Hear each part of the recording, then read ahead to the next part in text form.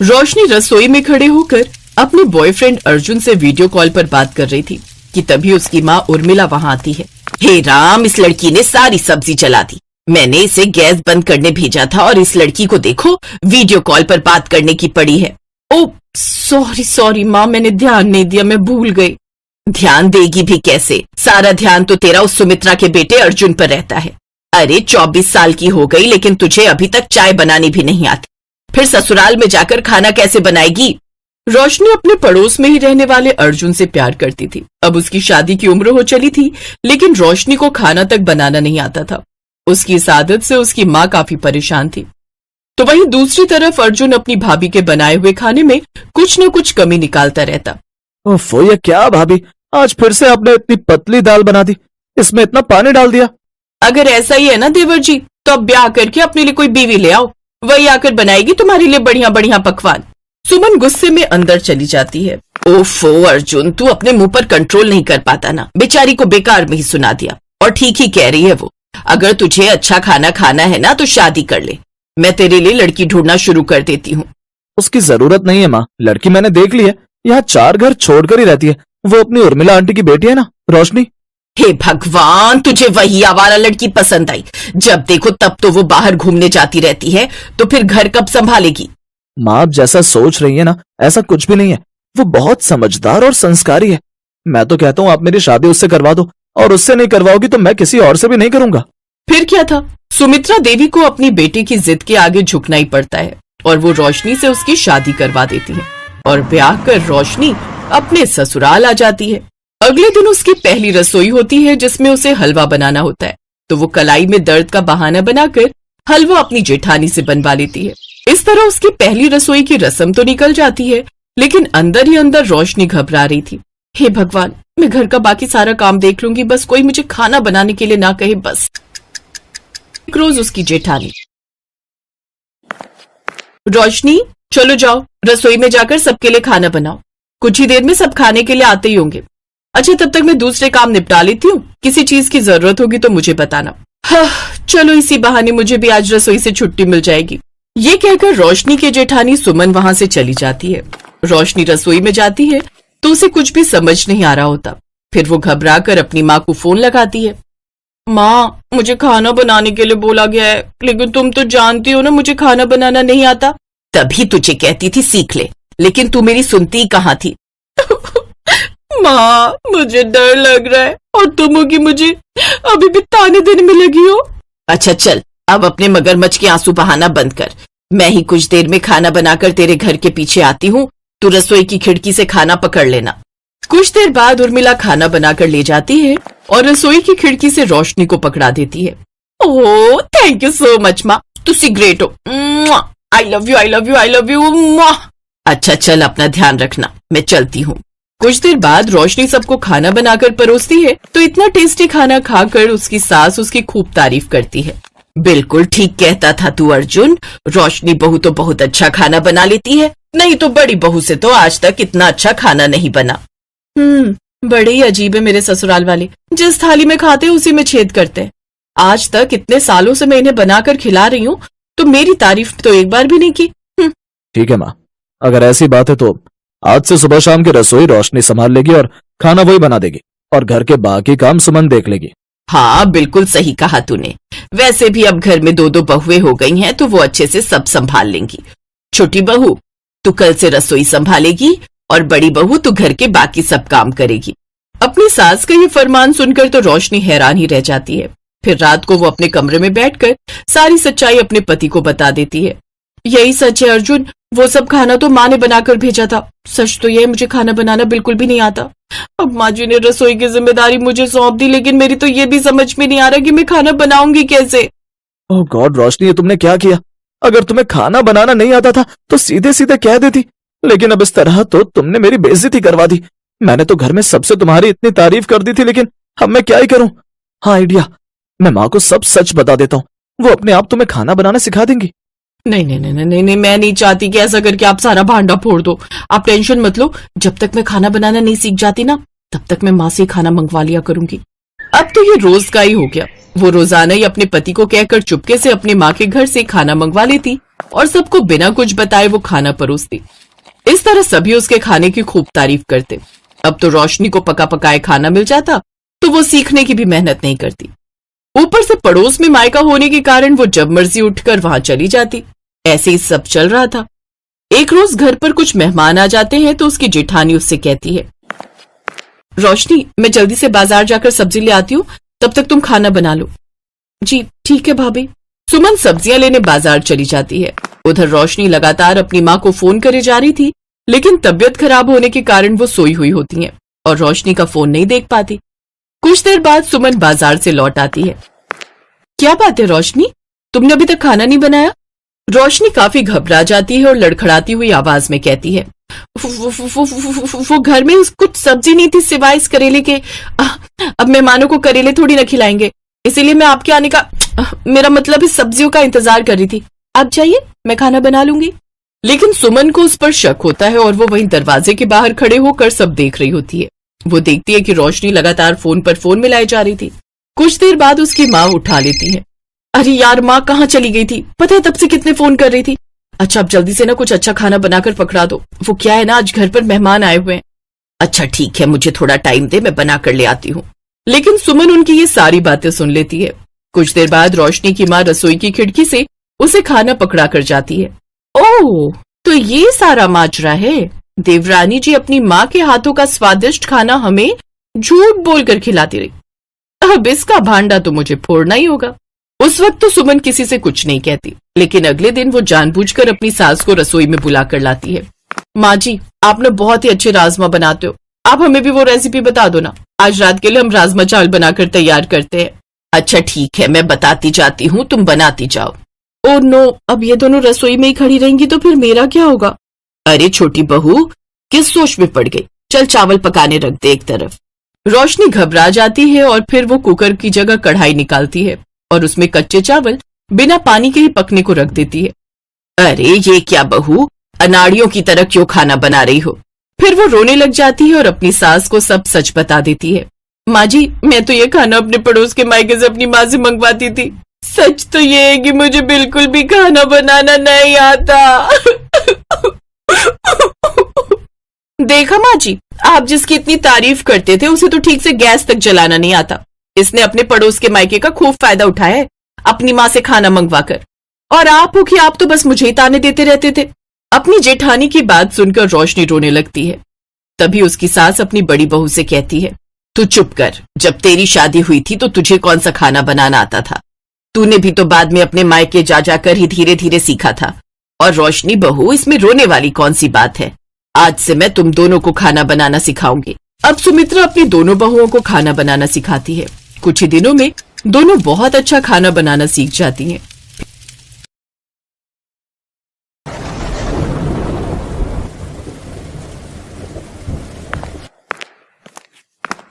माँ उठो माँ, लो ये दवाई खा लो। हाँ हाँ बेटा, जरा मदद कर दे बेटा, अब तो शरीर उठने को राजी नहीं है। सीनू अपनी माँ सविता को सहारा देकर बिस्तर पर बिठाती है। सीनू बहुत ही समझदार और एक जिम्मेदार लड़की थी। कई साल पहले एक सड़क हादसे में सीनू ने अपने पिता को खो दिया था। इस हादसे के बाद से ही सीनू की माँ सविता बहुत बीमार रहने लगी। धीरे धीरे तबीयत बिगड़ती गई और वो बिस्तर पर आ गई। अब सीनू को ही सब कुछ संभालना था। उसने शहर के मेन मार्केट में सब्जी बेचना शुरू कर दिया। छोटी सी उम्र में वो घर का खर्चा चला रही थी, लेकिन किसी अच्छे डॉक्टर से अपनी माँ का इलाज करवा पाना उसके बस से बाहर था। दवाई खाने के बाद सविता सीनू के सिर पर हाथ रखती है और कहती है, तूने कुछ खाया बेटा? हाँ माँ, खा लिया। तुम मेरी चिंता मत करो, बस आराम करो और सबसे जरूरी बात, खुश रहा करो। मैं बाजार जा रही हूँ, कोई भी परेशानी हो तो पड़ोस से बिमला मौसी को बुला लेना, ठीक है? सविता सीनू को एकटक देख रही थी और अचानक रोने लगी। सीनू ने उसके आंसू पोंछे और उससे पूछा, क्या हुआ माँ, क्या सोचने लगी तुम? मुझे माफ कर दे बेटा, इतनी सी उम्र में तुझे कितनी मेहनत करनी पड़ रही है और मैं सारा दिन बस बिस्तर पर ही पड़ी रहती हूँ। काश तेरा कोई भाई होता तो आज हमारी ये हालत ना होती। ये कैसी बातें कर रही हो माँ? तुम बीमार हो इसलिए कुछ नहीं कर पा रही हो, और मेरा भाई होता तो वो भी यही करता जो मैं कर रही हूँ। जो है सब अच्छा है। अब तुम आराम करो, मैं चलती हूँ और ज्यादा सोचना मत। इतना कहकर सीनू सब्जियों का ठेला लेकर बाजार की तरफ चली गई। उसने भले ही अपनी माँ को दिलासा दे दिया था, लेकिन सच तो ये था कि उसे भी किसी सहारे की जरूरत थी। एक भाई की कमी उसे भी महसूस होती थी, लेकिन हालात से समझौता करना सीनू को आता था। वो सब कुछ भूलकर सब्जी बेचने लगी। तभी वहाँ एक बाइक आकर रुकी। बाइक पर करीब 22-23 साल का लड़का था, जो बाइक रोककर किसी से फोन पर बात करने लगा। अरे कैसी बातें कर रहे हो? ऐसा बिल्कुल नहीं होना चाहिए। वो सारा सामान गरीब बच्चों के लिए है, उन तक ही पहुंचना चाहिए। तुम रुको, मैं आता हूं जल्दी, फिर देखता हूं। वो लड़का आदित्य था, जो एक सॉफ्टवेयर कंपनी में काम करता था, साथ ही एक समाजसेवी संस्था से भी जुड़ा था। सीनू ने उसे देखा तो उससे बोली, भैया, ओ भैया, कुछ सब्जी भाजी ले जाओ घर के लिए, सबकी सब एकदम ताजी हैं। नहीं गुड़िया, अभी घर नहीं जा रहा हूँ, कहीं और जाना है, फिर कभी ले जाऊंगा। आदित्य की बात सुनकर सीनू का चेहरा उतर जाता है। आदित्य जैसे ही जाने के लिए अपनी बाइक स्टार्ट करता है तो वो स्टार्ट नहीं होती। वो कई बार कोशिश करता है, लेकिन सब बेकार। उसे देर हो रही थी। अब वो परेशान होने लगा। ये देखकर सीनू ने उससे कहा, भैया जी, आपने मुझसे सब्जी नहीं खरीदी ना? तो देखो, आपकी फटफटिया भी बुरा मान गई। लेकिन आप चिंता मत करो, आप 2 मिनट रुको, मैं किसी को जानती हूँ जो आपकी मदद कर सकता है। सीनू आदित्य को अपनी सब्जियों के पास छोड़कर चली गई।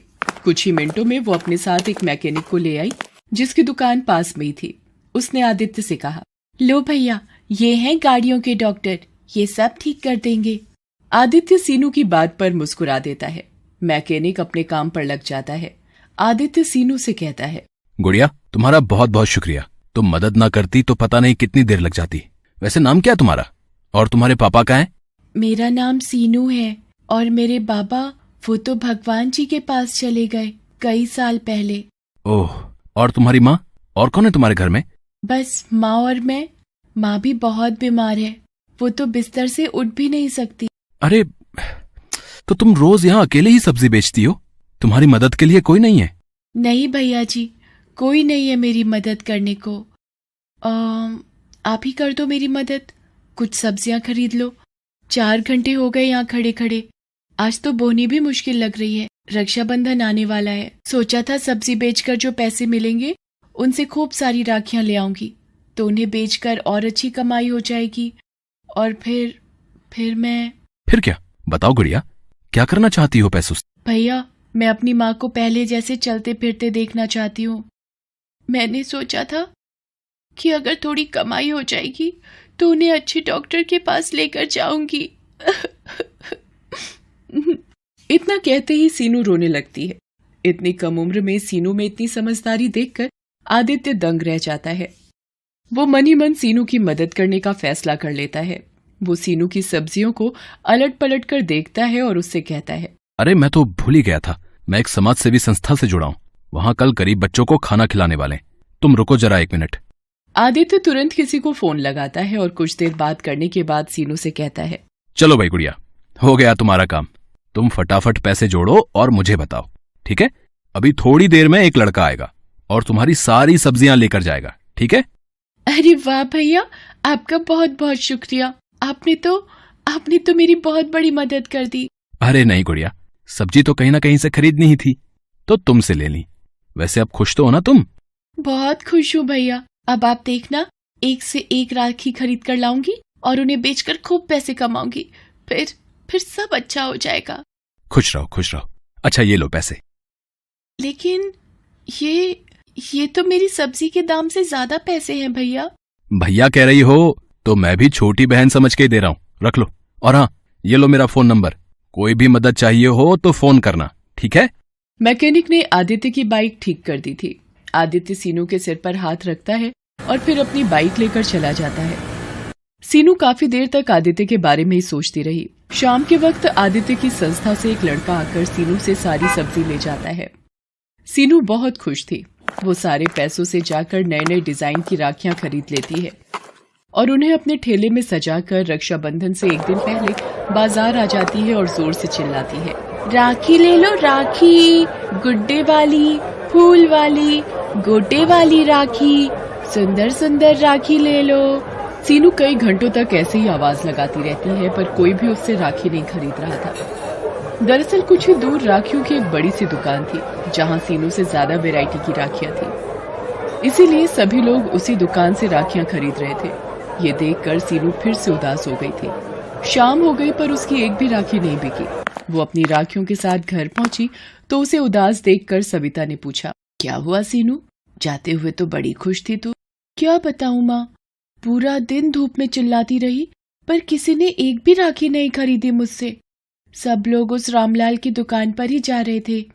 कल रक्षाबंधन है, अगर कल भी मेरी राखियां नहीं बिकी तो क्या होगा माँ? हिम्मत मत हार बेटी, भगवान किसी को तो भेजेंगे। सीनू ने अपने सारे पैसे राखी खरीदने में लगा दिए थे। अब तो उसके पास बेचने के लिए सब्जियां भी नहीं थी और ना ही वापस सब्जी खरीदने के लिए पैसे। अगले दिन रक्षाबंधन था।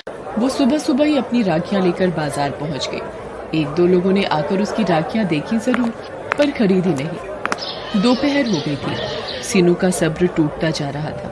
तभी उसने सामने से आदित्य को आते देखा। अरे भैया, आप कैसे हो आप? अरे गुड़िया, मैं अच्छा हूँ गुड़िया।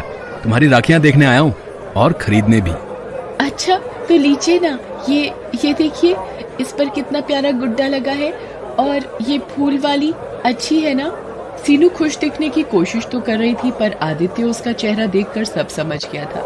उसने आते हुए राखियों की दुकान और उसमें लगी भीड़ भी देख ली थी और उसे समझने में देर नहीं लगी कि सीनू के लिए अपनी राखियां बेच पाना कितना मुश्किल था। उसने सीनू से कहा, गुड़िया, तुम बहुत छोटी हो। इतनी सी उम्र में तुम में जो हौसला है उसकी जितनी तारीफ की जाए वो कम है। लेकिन बेटा, ऐसे काम नहीं चलेगा, तुम्हें कुछ और सोचना होगा। मतलब भैया, मैं कुछ समझी नहीं। आदित्य उसकी तरफ देखकर मुस्कुराता है और अपनी बाइक साइड में लगाकर सीनू की जगह जाकर खड़ा हो जाता है और जोर जोर से चिल्लाने लगता है, ले लो, किस्मत वाली राखी ले लो। इसे खरीदोगे तो किस्मत खुल जाएगी, हर मुश्किल दूर भाग जाएगी। जिस भाई की कलाई पर बंधेगी ये राखी, उसकी उम्र 100 साल की हो जाएगी। ले लो। आदित्य की पर्सनैलिटी बहुत अच्छी थी। लोग उसे राखियां बेचते हुए देखकर पहले ही चौंक गए थे। ऊपर से आदित्य का उनको बुलाने का तरीका भी मजेदार था। धीरे धीरे लोग उसके पास आते गए। सीनू उन्हें राखियां बेचती गई और आदित्य इसी तरह मजेदार बातें करके लोगों को आकर्षित करता गया। कुछ ही देर में सीनू की सारी राखियां बिक गई। ये देखकर आदित्य बहुत खुश हुआ। उसने सीनू से कहा, देखा गुड़िया, ऐसे बेचते हैं सामान। सारी राखियां बिक गई तुम्हारी? नहीं भैया, सारी नहीं बिकी, मैंने एक राखी बचा कर रखी है। लेकिन क्यों गुड़िया? अभी तो तुमने एक ग्राहक से कहा कि सारी राखियां बिक गई हैं, उसके लिए नहीं बची। तुमने ये राखी उसे क्यों नहीं दी? क्योंकि ये राखी बेचने के लिए नहीं, बल्कि मेरे भैया की कलाई पर सजने के लिए है। मैं जानती हूँ कि मेरी हैसियत बहुत छोटी है। मुझे हमेशा से एक भाई की कमी महसूस होती थी। अगर आपको बुरा ना लगे तो क्या मैं आपको राखी बांध सकती हूँ? क्यों नहीं गुड़िया, मेरी भी कोई बहन नहीं है। और सच कहूं तो तुम्हें देखकर मुझे भी ऐसा ही लगा कि अगर मेरी कोई छोटी बहन होती तो बिल्कुल तुम्हारे जैसी नटखट होती। इतना कहकर आदित्य अपना हाथ सीनू की तरफ बढ़ा देता है और सीनू उसकी कलाई पर राखी बांध देती है। दोनों बहुत खुश थे।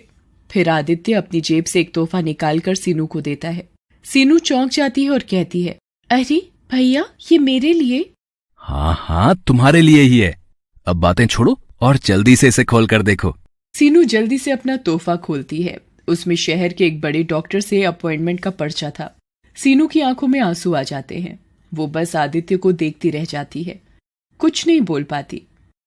तुमने जितने दुख झेलने थे झेल लिए मेरी बहन। अब तुम्हारा भाई आ गया है जो सब ठीक कर देगा।